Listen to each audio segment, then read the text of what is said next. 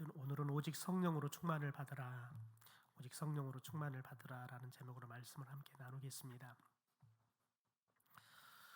인류의 역사는 차별의 역사라고 우리가 말을 해도 과언은 아닐 겁니다. 인종적인 차별도 있었고요, 남자와 여자의 차별도 있죠. 그리고 또 세대 간의 또 차별도 있습니다. 여러분, 차별이라는 것은 늘 실은 분란을 일으키고 또 분열되어지고 심지어 국가 간의 전쟁이 일어나기도 하고 또 내분이 일어나기도 하죠. 또 가정 안에서는 또 가정이 파괴되어지는, 또 이혼이라는 극단적인 선택이 일어날 수밖에 없는 이유가 또 되기도 합니다.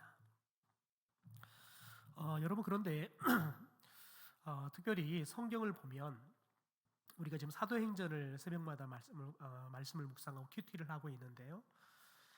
사도행전 가운데 특별히 고넬료의 가정에 복음이 들어가고 이제 그러면서 드디어 이제 이방인들에게도 복음이 들어가고, 실은 특별히 유대인들이었던 사도들에게도 여전히 그들이 예수님으로부터 너희가 성령을 받으면 너희들이 권능을 받고 예루살렘과 온 유대와 사마리아 땅끝까지 이르러서, 다시 말해서 여기서 말하는 땅끝은 이방인들을 말하는 겁니다. 사마리아 같은 경우는 유대인들이 혼혈이 된 거니까요. 엄격히 따져보면 유대인이라고 말을 해도 실은 가언은 아니겠지요. 그러나 이제 사마리아를 넘어서서 이방인들에게까지 복음이 전해지는 그런 일들이 일어날 것이다. 그래서 그 일 가운데 너희들이 증인이 될 것이다 라고 말씀을 하지요. 그런데 성령이 왔지만 또 성령을 통해서 수많은 사람들이 예수를 믿고 교회가 급격하게 부흥하고 늘어나지만, 실은 사도들은 이렇게 이방으로 나갈 생각을 못하죠. 그러나 스데반의 순교 이후에 그들에게 이제 더 본격적인 순교, 특별히 이제 핍박이 닥쳐오니까 살기 위해서 사도들을 제외하고 성도들이 살기 위해서 이방으로 넘어가죠. 사마리아부터 시작해서 쭉 이방으로 넘어가기 시작합니다. 여러분, 이방으로 넘어가서 그들이 놀라운 거 뭐냐면 이방이 가서도 복음을 전하는데 예수를 믿는 겁니다. 그런데 처음에는 대부분 이방이 가서 복음을 전하는 대상들이 누구였냐면 그 이방 땅에 살고 있는 디아스포라 유대인들이었습니다. 그러니까 처음에 가서 이방을 땅을 가긴 갔지만 그들이 아무래도 접근하기가 편하고 복음을 전하기가 편한 게 같은 동족인 유대인들 아니겠습니까? 그러니까 같은 동족인 유대인들에게 복음을 전하죠. 그러면서도 자연스럽게 그들과 함께 더불어 살아가는 이방인들에게도 복음이 전해가고, 그런데 사람들이 여전히 이방인들이 예수를 믿는 것을 보면서도 실은 이방인들이 구원받을 수 있다는 이런 생각들이 들지 않습니다. 왜냐하면 그들에게는 이방인들은 구원의 대상이 아니라 이방인들은 저주의 대상이고 지옥의 땔감에 지나지 않는, 하나님께서 왜 그들을 창조했느냐? 지옥의 땔감으로 쓰기 위해서 만들었다. 그렇게 이야기했던 그들이었기 때문에 그게 어린 시절부터 끊임없이 들어왔고 그렇게 사고해왔고 그렇게 이방인들을 대해왔어요. 여러분, 그러니까 자연스럽게 생겨나는 문제들이, 이방인에게 복음을 전하고 그들이 예수를 믿는 걸 보면서도 여전히 그들은 이방인들이 구원을 받을 거라는 생각들을 별로 하지 않아요. 그런데 이 고넬료의 가정에 복음이 들어가기 시작하면서 예수님께서 특별히 초대교회의 담임 목사와 같은 베드로에게 이 생각이 완전히 깨트려지게 합니다. 베드로를 통해서 이제 예루살렘 교회에 돌아와서 회의를 통해서 이방인들도 우리와 똑같이 예수를 믿읍디다 라는 이야기들이 전해지기 시작하는 것들을 보게 되어집니다. 여러분, 그러면서 여러분, 중요한 게 뭐냐면 왜 이들에게 이런 일들이 일어날 수 있었느냐? 그것은 뭐냐면 성령을 통해서, 성령이 그들 가운데 임할 때 그들 가운데 성령을 통해서 실은 그런 차별하는 그들의 사고들의 개념들이 깨지더라는 거예요. 성령이 그들에게 임했던 것처럼 이방인들에게도 임하고, 성령이 그들에게 임해 오면서 그들에게 방언이 터지고 그 방언을 통해서 실은 복음이 전해지고, 그래서 언어가 달랐던 사람들이 실은 이렇게 언어가 다른 말로 복음을 들으면서 그들이 이제는 각각의 사용하는 언어가 다르지만 성령을 통해 주시는 이 방언을 통해서 이제는 함께 말이 통하고, 그리고는 더 나아가서는 성령의 역사가 동일하게 이 초대교회에 일어났던 것처럼 그들에게도 이제 동일하게 일어나는 걸 보면서 이방인들에게도 이제 복음이 들어가면, 성령이 들어가면 저들도 예수를 믿을 수 있고 구원을 얻을 수 있겠구나라는 생각들이 이제 유대인들에게도 또 사도들에게도 교회에게도 이제 정확하게 자리를 잡게 되어지는 겁니다. 그러니까 성령이 오시면서 이 교회 안에 실은 차별이 깨어지는 거지요. 그리고는 이제는 차별이 아니라 이제 하나가 되게 하는 겁니다. 이게 성령이 우리 가운데 가져온 가장 중요한 역사입니다. 여러분, 그런데 기독교의 복음이 들어가면서도 특별히 선교의 역사를 보면 초기 선교의 역사가 어떤 선교의 역사였냐면 제국주의적인 선교의 역사였습니다. 그래서 이 제국주의적인 선교를 했던 선교사들이 주로 어떤 생각을 했냐면 자신들은 선교를 수혜하는 대상이고 저 선교지에 있는 원주민들은 수혜를 받는 사람들이어서 우리가 전하는 복음은 물론이고 우리의 문화들은 저들보다 월등한 거고 저들이 가지고 있는 문화들은 하등한 것이다. 그렇게 생각을 한 거죠. 그래서 그들의 문화들을 다 무시해 버렸습니다. 그래서 뭐 찬양부터 시작해서 교회 모든 문화들을 다 이 서구의 문화를 갖다 다 그대로 집어 넣어 놓은 겁니다. 이게 제국주의적인 선교의 방식입니다. 그러니까 선교를 하면서도 우리 안에 여전히 우리는 성스러운 거고 저들이 가지고 있는 것은 속한 것이다. 지저분한 것이다. 그래서 우리가 하나님 안에서 올뚱한 것이고 저들의 문화는 우리의 문화로 새롭게 바뀌어야 된다는 생각들을 하게 되어지는 거죠. 여러분, 우리나라도 마찬가지입니다. 동일하게 그런 문화들이 들어와 있었죠. 뭐 이게 실은 우리나라의 80년대, 90년대까지 제가 96년부터 사역을 시작했으니까요. 96년도, 97년도에 제가 사역을 하면서 가장 많이 부딪혔던 게 뭐냐면 그때 당시에 경배와 찬양이 들어오기 시작하면서 교회 안에 드럼이 들어오고 또 이렇게 전자 악기들이 들어오고 이게 이제 실은 기존에 있는 교인들과 새로운 멤버들과의 이게 트러블이 아닌 터러블이 생기게 되어지는 거죠. 그래서 경배와 찬양을 하긴 해야 되겠고 그래서 사역자들 데려와요. 그런데 제가 지금도 기억하는 거 뭐냐면 경배와 찬양 사역을 잘하는 전사님을 데리고 왔는데 어른 성도님들이 뭐라고 불렀냐면 딴따라 전사라고 불렀어요. 딴따라 전사라고 불렀다고요. 그게 여러분 96년의 일이에요. 96년, 97년의 일이에요. 이 딴따라 전사라고 그렇게 불렀다고요.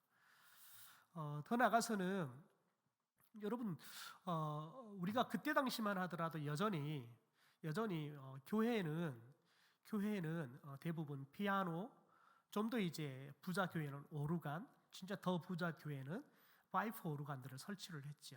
뭐 저가 사역했던 교회 한 교회 같은 경우도 파이프 오르간을 거의 7억, 8억에 정도 들여서 독일에서 수입을 해와서 설치를 하고 1년이면 1억씩 그 파이프 오르간을 유지하는데 비용이 들어갈 정도로 엄청난 비용을 쓰면서까지 그게 마치 교회가 거룩한 것처럼 그게 들어와야지 교회가 거룩한 예배를 드릴 수 있는 것처럼 그렇게 생각했다고요.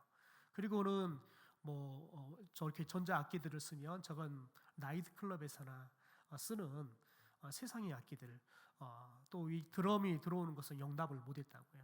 그래서 굉장히 심각한 교회 안에 트러블이 되고 문제가 되었죠. 그래서 청년 예배는 가능한데 절대 교회 본당에는 들어올 수가 없다. 이런 생각들을 가지고 굉장히 많이 싸웠죠. 그런데 지금은 이제 자연스럽게 다 들어와서 더 이상 교회가 새롭게 문제가 되지도 않습니다. 여러분, 그런데 저런 악기조차도 차별이 되어질 정도로 심각했죠. 제가 사역하면서 그런 경험도 있습니다. 아이들의 교육 시설이 너무 낙후되고 그리고 아이들이 너무 많아져서 교육관에서 예배를 드릴 수 없어서 이 어른들의 1부와 2부 사이에 예배당에서 본당에서 예배를 드리면 안 되겠냐 했더니 안 된다는 거예요.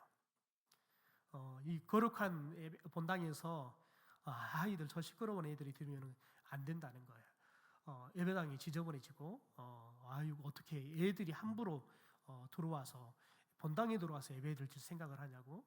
이게 96년도, 97년도의 이야기입니다. 그만큼 우리들이 교회 안에서도 실은 어른 세대와 아이 세대들이 차별이 되어질 정도로 교회 안에는 심각한 차별들이 계속 일어났죠. 여러분 더군다나 제가 참 이해할 수 없었던 것은 제가 거의 한 80년 되는 교회에 사역을 한 경험이 있는데요. 이게 장로 투표를 했어요. 그런데 장로가 될 수 있는 깜들은 다들 여자분이 없었어요. 그 투표를 했는데 여자가 나올 줄 알았어요. 근데 여자가 한 사람도 안 나오는 거예요. 그런데 누가 안 찍냐면 여자들이 안 찍는 거예요. 여자들이 안 찍어요. 그러니까 여자들이 여자들을 차별하는 거예요. 어디 여자가 돼가지고 교회 저 강단에 올라가서 치마를 입고 기도를 해. 이런 이야기를 하시는 거예요. 그래서는 참 이해할 수 없다. 그게 2000년도 이야기입니다. 이해할 수 없는 거죠. 여자들이 여자들을 차별하더라고요. 왜 그러냐면 어린 시절부터 끊임없이 교회 안에서 그 사람들이 대부분 잘하고 커왔던 사람들인데, 그래서 40년, 50년 신앙생활했던 사람들인데 그분들이 그렇게 이야기하는 거예요. 여자가 교회 일은 남자들이 하는 거지. 소위 말하는 큰 일은 남자들이 하는 거고, 작은 청소하고 밥하고 뭐 이런 것들은 여자들이 하는 거지. 이런 생각들을 가지고 있는 거예요. 그래서 여자가 장로가 되는 것을 용납을 못해서 여자들이 표를 안 찍어줘서 장로가 되지 않는 일들이 벌어져 가는 거죠. 여러분, 그래 끊임없이 기독교 역사 안에는 이렇게 차별의 역사가 오는데, 여러분 중요한 것은 성령이 오시기 시작하면, 성령의 공동체가 되면 가장 먼저 여러분 깨트려지는 게 바로 이 차별 의식입니다. 저와 여러분이 사람과 사람을 차별하는 것들, 여러분 이것들이 깨끗하게 사라져야 돼요. 그러지 않으면 그 교회는 성령 공동체라고 말할 수가 없어요. 왜냐하면 성령은 우리를 차별 없이 그리스도 안에서 하나가 되게 하기 때문에 그렇습니다. 여러분 특별히 오늘 말씀을 보면 명절 끝날에라고 이야기를 해요. 명절 끝날 곧 큰 날에 예수께서 서서 외쳐 이르시되 누구든지 목마르거든 내게로 와서 마시라. 그러면서 어떤 말을 하냐면, 나를 믿는 자는 성경의 이름과 같이 그 배에서 생수의 강이 흘러나오리라 하시니 라고 이야기를 해요. 그러면서 이는 그를 믿는 자들이 받을 성령을 가리켜서 말씀하신 것이다. 그러니까 생수의 강이 흘러넘칠 것이다. 이 생수의 강은 성령을 가리켜서 하시는 말씀이다 라고 이야기를 하죠. 여러분 그런데 우리가 이 이야기들을 좀 이해하려고 하면 지금 이야기하는 명절이라고 하는 초막절을 우리가 조금 이해를 해야 됩니다. 초막절은 8일 동안 지키게 됩니다. 그런데 첫날과 마지막 날 8일째가 되는 날에는 온 사람들이 다 모여서 성회로 하나님을 예배하는 날입니다. 그래서 첫날과 마지막 날 성회로 모이는 날을 빼놓고는 무엇을 하냐면, 이제 이틀째부터 7일째 날인 날까지는 매일마다, 보통 이제 구약 성경에서는 매일마다 제사장들이 포도주를 제단에다가 부어줘야 됐습니다. 그런데 이 초막절에는 포도주를 붓는 게 아니라 실로암 못에 가서 물을 떠와 가지고 물을 부어주는 일들을 하는 겁니다. 그러니까 이틀부터 7일째 되는 날까지 물을 붓는 일들을 해요. 그런데 여러분 왜 이 일들을 하냐면, 초막절은 특별히 이스라엘 백성들이 애굽에서 노예 생활을 하다가 출애굽에서 이제 가나안까지 들어올 때까지 광야의 생활을 하잖아요. 근데 이 광야 생활을 하면서 그들이 어떤 생활을 하냐면 텐트 생활을 해. 텐트 생활요.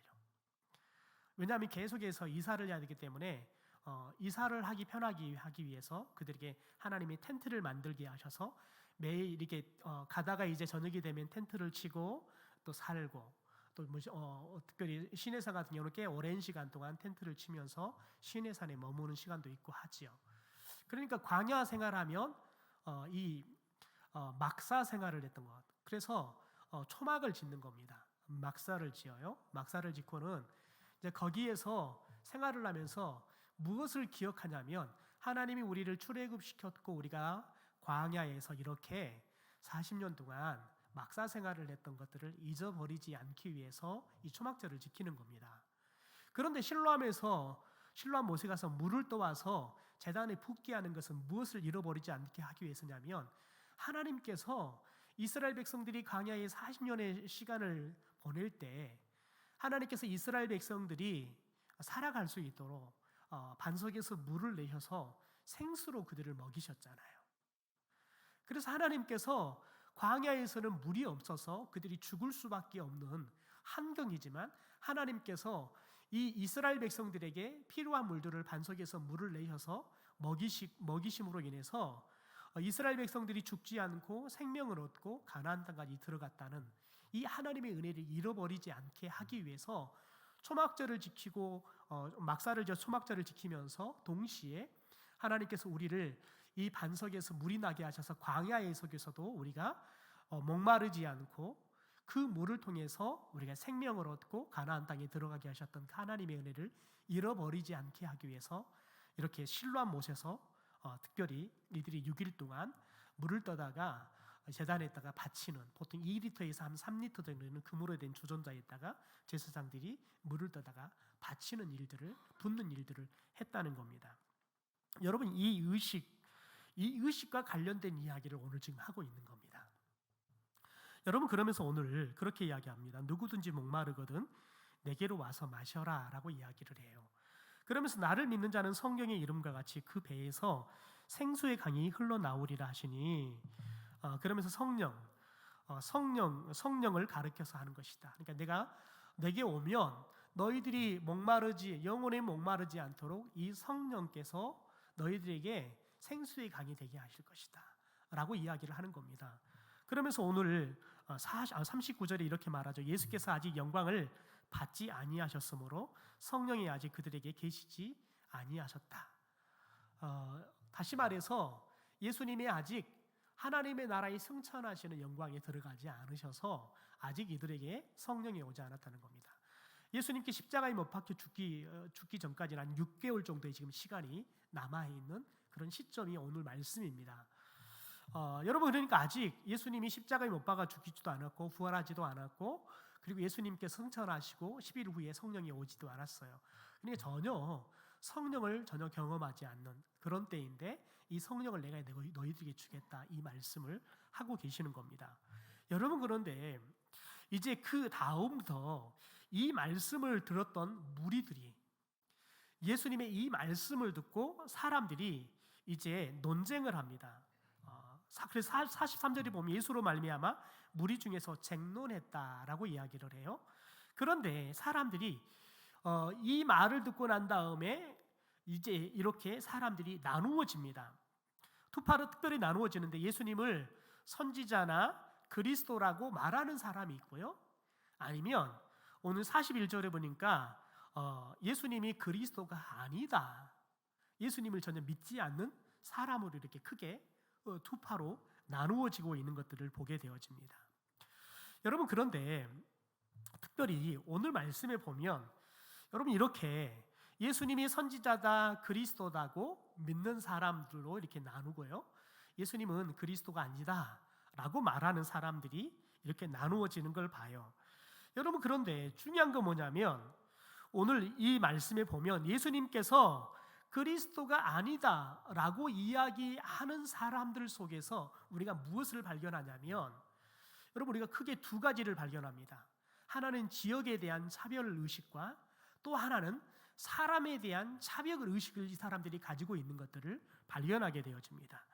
여러분, 오늘 말씀 봐볼까요? 41절에 보면 이렇게 말합니다. 어떤 사람은 그리스도라 하며 어떤 이들은 그리스도가 어찌 갈릴리에서 나오겠느냐, 이렇게 말하는 사람들이 있었다는 거예요. 그러면서 이들이 그 근거로 이야기하는 게 뭐냐면, 성경에 이르기를 그리스도는 다윗의 씨로 다윗이 살던 마을 베들레헴에서 나오리라, 성경은 말했다는 거예요. 그러니까 예수님이 진짜 그리스도라 그러면 예수님이 베들레헴에서 오셔야 되는데 예수님이 지금 갈릴리에서 오셨다는 거예요. 그러니까 예수님은 갈릴리에서 왔기 때문에 이 갈릴리에서는 이 그리스도 메시아가 날 수가 없다는 거예요. 여러분, 이런 이야기를 들어요. 이 말은 뭐냐면, 여러분, 이 사람들이 갈릴리는 그 시골 어촌이어서 그런 시골에서는, 그런 어촌에서는, 그런 깡촌에서는 메시아가, 그리스도가 날 수가 없다는 거예요. 이 지역에 대한 편견 의식들을 갖고 있는 겁니다. 여러분 그런데 실은 이들이 지금 성경을 가지고 그 근거를 이야기했지만, 여러분 실은 어떻게 보면 이들이 알고 있는 것은 그들이 성경의 이야기를 했지만 정작 성경을 알고 있는 것 같지만 성경을 모르는 사람들이었습니다. 왜냐하면 특별히 여러분 이 갈릴리는 이미 구약 시대에 많은 선지자들이 태어났던 곳입니다. 여러분이 대표적으로 아는 사람이 누구냐면 요나입니다. 요나 선지자가 이 갈릴리 지역에서 태어나요. 더 나아가서는요, 여러분 호세아나 나훔이나 아모스나 심지어 엘리야, 엘리사도 다 이 갈릴리 지역에서 태어났던 사람들입니다. 고향이 갈릴리 지역이에요. 여러분 그런데 이 사람들이 대부분 메시아가 오기 전에 선지자가 올 것이다. 누구냐? 엘리야 선지자가 올 것이다라고 이야기를 해요. 여러분 그만큼 엘리야 선지자를 굉장히 아주 큰 선지자로 봤단 말이에요. 그래서 이 엘리야 선지자도 갈릴리 지역 출신이란 말이에요. 그런데 이들이 뭐라고 말하냐면 이 갈릴리 지역에서는 그런 선지자, 그런 메시아, 그런 그리스도가 날 수 있는 지역이 아니라는 거예요. 근데 그들이 근거로 성경을 이야기했는데, 중요한 것은 그들은 예수님이 태어나는 것은 베들레헴이니까 베들레헴에 태어나지 않았기 때문에 갈릴리에서 날 일이 없다라고 이야기하는 것 같지만, 실은 이들에게는 갈릴리에 대한 여러분 심각한 편견이 있었습니다. 왜냐하면 여러분 이 갈릴리 지역은 예수님께서 이 갈릴리 지역을 중심으로 사역을 했습니다. 그러다 보니까 지금 이 종교 지도자들을 머리 아프게 하고 있는 사람들은 누구냐면 주로 이 갈릴리 지역을 중심으로 해서 예수를 믿게 된 사도들입니다. 그러니까 지금 이 갈릴리 지역은 자기들을 머리 아프게 하는 지역이에요. 골치 아픈 지역이에요. 그냥 싫어요. 그냥 주는 거 없이 싫은 지역이 이 갈릴리 지역이에요. 마치 여러분 우리나라 사람들이 그냥 이 경상도 사람들이 호남 사람들을 굉장히 무시합니다. 저도 충청남도 교회 사역을 하고 났더니 나중에 이제 좀 시간이 지나니까 그래요. 장로님이 경상도 분이신데 굉장히 제가 가는 것을 반대했다는 거예요. 목사님께서 저를 이제 당회에 후보로 추천을 했더니 엄청나게 반대했다는 그 이유가 호남 사람이라고 그렇게 반대를 했다는 거예요. 왜냐하면 그 사람들에게는 어떤 생각이 있냐면 호남 사람들은 자기들보다 조금 이렇게 좀 떨어지는 사람이라고 생각을 하는 것 같아요.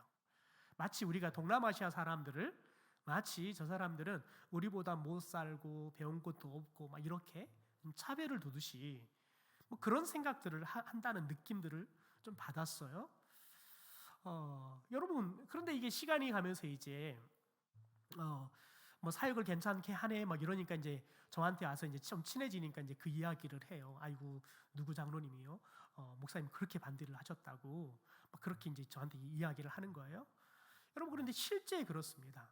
실제 저도 경상도 쪽 가서 사역을 좀 하고 싶어서 굉장히 수백 통의 실은 부목사 시절에 수백 통의 이력서를 냈지만 제가 이력서를 내고 이렇게 면접을 봐보지 못한 적은 없는데 경상도는 단 한 번도 오란 소리를 안 하더라고요.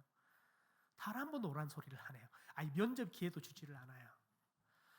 그런데 뭐 제 조카가 이제 경상도 쪽에서 주로 사역을 해서 이야기를 들어봤더니 경상도 사람들은 그런 생각이 있다는 거예요. 이렇게 호남 사람들이 약간 하등하게 생각하는 그런 생각들이 있다는 거예요.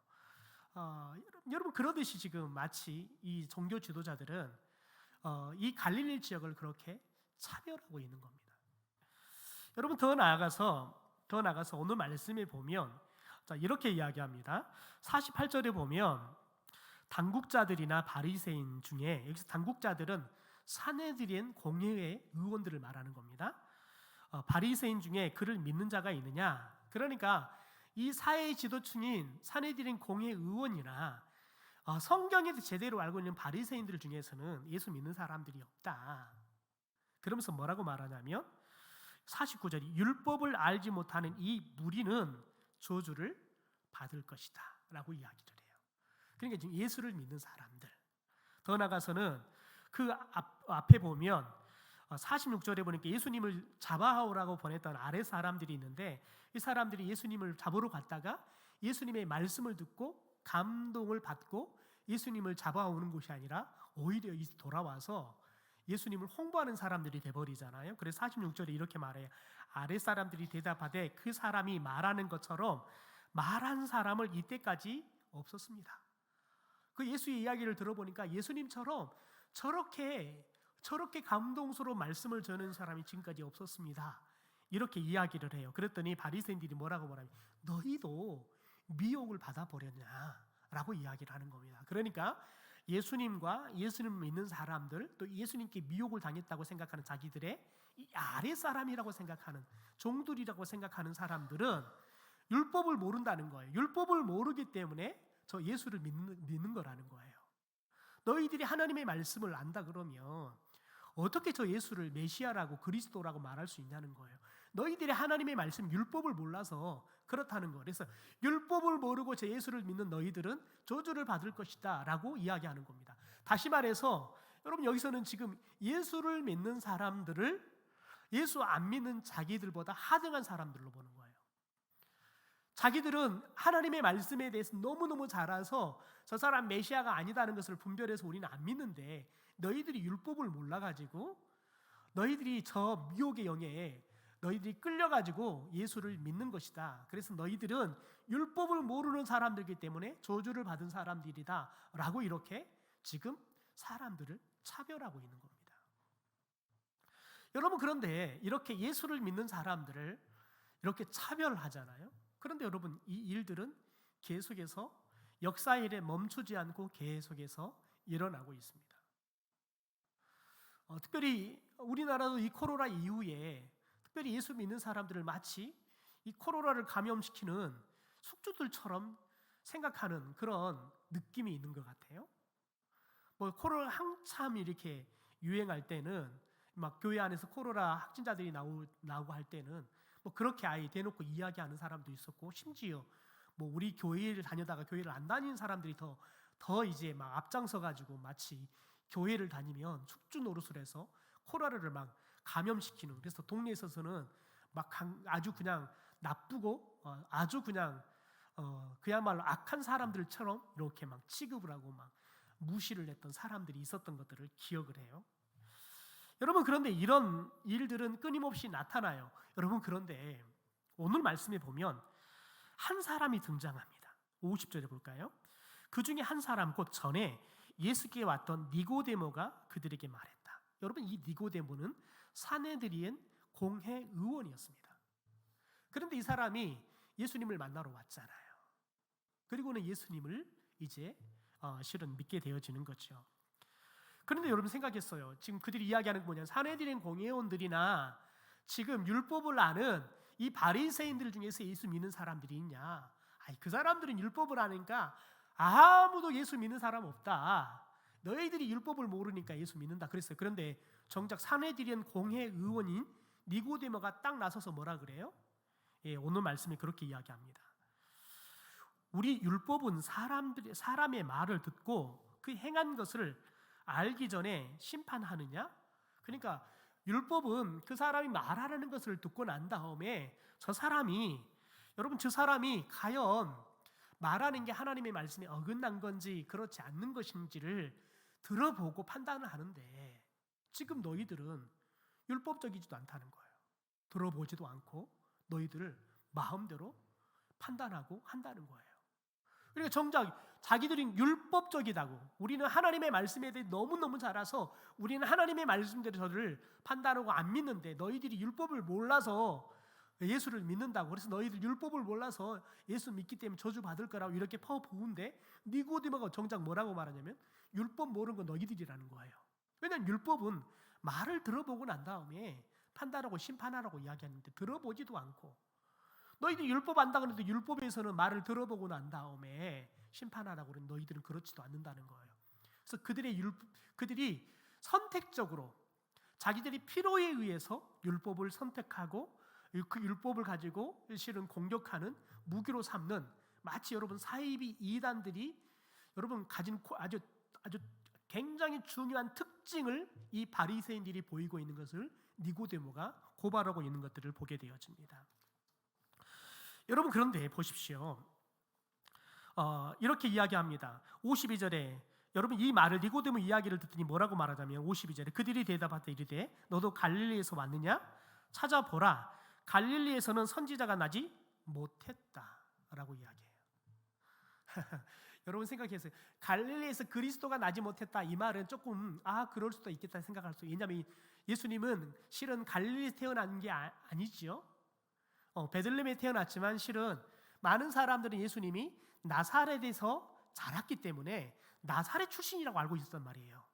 그러니까 어떻게 보면 여러분 그들이 생각하기에 그냥 예수님이 갈릴리에서는 그리스도가 날 수 없다, 이 말까지는 그럴 수 있다 생각할 수 있어요. 그런데 오늘 뭐라고 말하냐면 여러분 이들이 갈릴리에서는 선지자가 나지 못한다라고 이야기하는 거예요. 여러분, 그런데 구약 성경에 얼마나 많은 위대한 선지자들이, 그들이 위대한 선지자라고 이야기하는 그 선지자들이 갈릴리 출신이냐고요. 그러니까 정작 그들이 성경을 가지고 이야기하지만 성경은 그들이 선택적으로 필요한 것들만 갖고 이야기하고 정작 성경에 대해서 모르는 건 이 사람들이라는 거예요. 여러분, 그런데 왜 이들이 이런 일들을 하고 있을까요? 왜 이들이 이런 일들을 하고 있을까요? 여러분, 이들만이 이런 일들을 하고 있는 게 아니라 성령으로 거듭나지 않으면 사람은 다 이렇게 사람들을 차별하게 되어 있습니다. 직장 안에서도요, 차별하고요. 심지어 교회 안에서도 차별하고요. 가정 안에서도 차별합니다. 그러나 여러분, 오늘 말씀에 보면, 오늘 말씀에서 가장 중요한 이야기가 뭐냐면, 나를 믿는 자는 성경의 이름과 같이 그 배에서 생수의 강이 흘러나올 것이다. 이게 뭘 가리키는가요? 성령을 가리키는 거예요. 여러분, 우리 말씀을 좀 넘어가 볼까요? 사도행전 10장의 말씀을 좀 봐봅시다. 사도행전 자막이 없습니다. 여러분 성경 넘어가야 합니다. 사도행전 10장 44절부터 우리 말씀을 좀 같이 보죠. 네, 사도행전 10장 44절부터 48절까지 같이 한번 읽어보겠습니다. 찾으셨죠? 같이 읽죠. 시작. 베드로가 이 말을 할 때 성령이 말씀 듣는 모든 사람에게 내려오시니 베드로와 함께 온 할례 받은 신자들이 이방인들에게도 성령 부어 주심으로 말미암아 놀라니 이는 방언을 말하며 하나님 높임을 들음이로라. 이에 베드로가 이르되 이 사람들이 우리와 같이 성령을 받았으니 누가 능히 물로 세례 베풀음을 금하리요 하고 명하여 예수 그리스도의 이름으로 세례를 베풀라 하니라. 그들이 베드로에게 며칠 더 머물기를 청하니라. 여러분, 오늘 말씀에 보면 특별히 오늘 말씀에 보면 45절에 베드로와 함께 온 할례 받은 신자들, 여러분 이 신자들이 누구냐면 디아스포라 유대인들입니다. 디아스포라 유대인들 중에서 예수를 믿은 사람들입니다. 그러니까 아직 그냥 아예 유대 지역에 살았던 유대인들이나 이방인 지역에 살았던 디아스포라 유대인들이나 이들 속에는 뭐가 있었냐면 이방인들은 예수 믿을 수 없다고 생각했어요. 그런데 베드로가 특별히 이방인들에게 복음을 전했어요. 그런데 복음을 말할 때, 복음을 전하고 있을 때 성령이 말씀을 듣는 모든 사람에게 내려왔대요. 그랬더니 여러분, 베드로와 그와 함께 온 디아스포라 유대인들이 뭘 알았냐면 이방인들에게도 성령 부어주심으로 말미암아 놀랬대요. 그러면서 뭐라고 말하냐면 이는 방언을 말하며, 사도행전 2장에 그들에게 성령이 임했을 때 방언을 말하지요. 더 나아가서는 하나님 높임을 들었다. 이들이 하나님의 이름을 높이면서 하나님을 찬양하는 거예요. 이게 여러분 사도행전 2장에 나타나는 성령이 임했을 때 초대교회 유대인들에게 나타났던 현상이에요. 그러니까 베드로는 물론이고, 그러니까 순수 유대인이었던 베드로는 물론이고, 디아스포라 유대인들도 여전히 이방인들은 예수를 믿을 수 없고 구원 받을 수 없다 생각을 했는데, 성령이 오니까 자기들과 똑같이 성령의 역사가 나타나고 그래서 구원을 받더라는 거죠. 그래서 베드로가 뭐라냐면, 이 사람들이 우리와 같이 성령을 받았으니 누가 이들에게 물세례를 주는 것을 금하겠냐는 거예요. 그래서 이들에게 자기들과 똑같이 예수님의 이름으로 세례를 베풀고 있는 것을 보게 되어집니다. 여러분, 유대인과 이방인의 차별이 언제 깨집니까? 성령이 그들 가운데 임하니까요.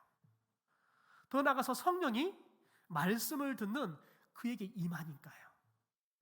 그러니까 뭘 깨닫냐면, 여러분, 우리가 진짜 차별은 언제 없어지냐면 나에게도 성령이 와야 되고요, 내가 차별을 두는 저 사람에게도 성령이 와서 저 사람도 성령으로 거듭이 나고 저 사람도 하나님이 나를 쓰듯이 똑같이 쓰시네 라는 것들을 보게 되어지면, 와, 하나님이 나만 귀하게 생각하는 게 아니라 저 영혼도 귀하게 생각하구나. 여러분, 그러면 자연스럽게 차별하는 게 없어져요. 우리 마지막으로 말씀을 하나 좀 더 볼까요? 우리 에베소서의 말씀을 보고 오늘 말씀을 좀 마치겠습니다. 여러분, 에베소서 말씀입니다.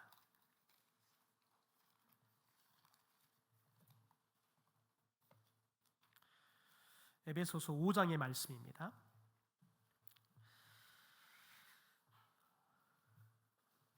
에베소서 4장 30절부터 있죠. 신약성경 314쪽입니다. 에베소서 4장 30절부터 우리 같이 한번 읽어볼까요? 시작. 하나님의 성령을 근심하게 하지 말라. 그 안에서 너희가 구원의 날까지 인치심을 받았느니라. 너희는 모든 악독과 노함과 분냄과 떠드는 것과 비방하는 것을 모든 악의와 함께 버리고 서로 친절하게 하며 불쌍히 여기며 서로 용서하기를 하나님이 그리스도 안에서 너희를 용서하신 것 같이 하라. 여러분 보십시오. 여기서 지금 이 말씀을 하는 사람 누구냐면 성령으로 거듭나고 성령이 충만한 사람입니다. 성령이 내주에 있는 사람들의, 그리스도인들에게 이 말씀을 주고 있는 겁니다. 그러니까 성령이 너희 안에 있으면 너희들이 악독, 노함, 분냄, 떠드는 거, 비방하는 거, 뭐 이런 악의를 다 버린다는 거예요. 그리고 우리가 성령의 사람으로 어떻게 살게 되느냐? 서로 친절하게 대한다는 거예요. 서로요. 그리고 서로를 불쌍히 여긴다는 거예요. 또 서로를 용서한대요. 왜요? 그 이유를 이렇게 말합니다. 하나님이 그리스도 안에서 너희를 용서하심 같이 너희도 그렇게 하게 되기 때문에 그렇다는 거예요. 여러분, 이것을 언제 깨닫습니까? 성령이 우리 안에 들어오셔서 우리를 거듭나게 하셔서 우리가 예수 그리스도의 십자가에 그 구원의 은혜를 깨달을 때 하나님이 나를 어떻게 용서했는지를 깨닫잖아요. 그리고 성령이 우리 안에 들어오면 하나님이 나를 불쌍히 여기듯이 저 영혼을 불쌍히 여겨줘요. 하나님이 내 영혼이 어떤 상태였든지 내 삶이 어떤 상태였든지 상관없이 하나님이 우리를 친절하게 불러주시잖아요. 그리고 여러분, 하나님께서 우리에게 여러분 어떻게 대하십니까? 여러분 용서하고 불쌍히 여겨요. 그러듯이 저와 여러분이 성령의 사람이라면 그렇게 살아간다는 거예요. 여러분, 그러면서 오늘 말씀 가운데 특별히 이 에베소서 5장 말씀 가운데 우리가 같이 좀 읽어봐야 될 것은 뭐냐면 5장 15절부터 18절까지 이제 거기까지 말씀을 읽고 마치겠습니다. 같이 읽죠. 시작. 그런즉 너희가 어떻게 행할지를 자세히 주의하여 지혜 없는 같이 하지 말고 오직 지혜 있는 자 같이 하여 세월을 아끼라. 때가 악하니라. 그러므로 어리석은 자가 되지 말고 오직 주의 뜻이 무엇인가 이해하라. 술 취하지 말라. 이는 방탕한 것이니 오직 성령으로 충만함을 받으라. 여러분, 왜냐하면 왜 우리가 오직 성령으로 충만함을 받아야 되냐면 성령이 오실 때 우리를 지혜롭게 하세요. 성령이 우리 가운데 있을 때 우리가 하나님의 말씀을 들을 때 저 말씀이 무엇을 의미하는지 이해하게 돼요. 믿어지게 된다고요. 여러분, 우리들이 지혜롭게 행해야 돼요. 또 우리가 어떤 게 하나님의 뜻인지를 이해해야 돼요. 그리고 우리가 하나님의 뜻대로 살아가야 돼요. 그게 우리가 말세를 살아가는 진정한 그리스도인의 모습인데, 여러분, 이 삶은 무엇으로만 이루어지냐면 저와 여러분이 인격이 성숙해질 때요, 저와 여러분 예배를 잘 드릴 때요? 아닙니다. 저와 여러분이 성령이 충만할 때요. 성령이 충만할 때 여러분, 이 성령이 저와 여러분을 지혜롭게 하실 줄 믿습니다. 저와 여러분이 하나님의 말씀을 들을 때 그 말씀 속에 나를 향하신 하나님의 뜻이 무엇인지를 성령이 알게 해요. 이해하게 한다고요. 그 말씀대로 살아갈 수 있도록 힘을 주신다고요. 여러분, 그래서 저와 여러분이 차별하고, 여러분, 그래서 분열하고 깨어지는 이 시대 속에서 우리에게 절대적으로 필요한 건 뭐냐면 오직 성령으로 충만해지는 거예요. 여러분, 왜냐하면 우리들은 차별한 것들에 대해서 저게 차별이구나 분석해서 차별인지 아닌지를 알 수는 있어요. 그러나 그 차별의 문제를 해결할 수는 없어요. 왜냐하면 그 차별의 문제는 사람이 해결할 수 있는 게 아니라 성령께서 우리 가운데 찾아오실 때만이 해결할 수 있어요. 그래서 저와 여러분이 그 어느 시대보다 오직 성령이 충만하기를 원합니다. 이게 저와 여러분이 기도해야 할 제목인 줄 믿습니다.